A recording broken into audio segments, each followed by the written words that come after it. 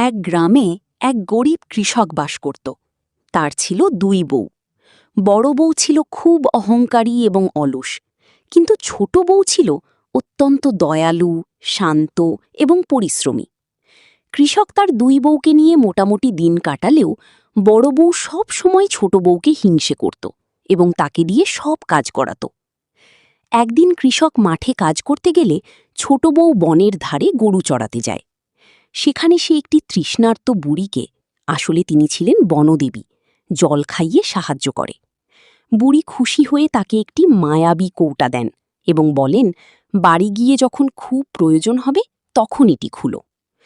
ছোট বউ বাড়ি ফিরে কৌটাটি খুলতেই সেটি থেকে দামি গয়না, সুন্দর কাপড় এবং সুস্বাদু খাবার বেরিয়ে এলো। কৃষক এবং ছোট বউ খুব খুশি হল। এই দেখে বড় বউয়ের মনে হিংসে জেগে উঠল। সে ভাবল, ছোট যদি সামান্য জল খাইয়ে এত কিছু পায়, আমি তবে আরও বেশি কিছু পাব। সে পরদিন নিজেই বনের ধারে গিয়ে সেই বুড়ির খোঁজ করতে লাগল।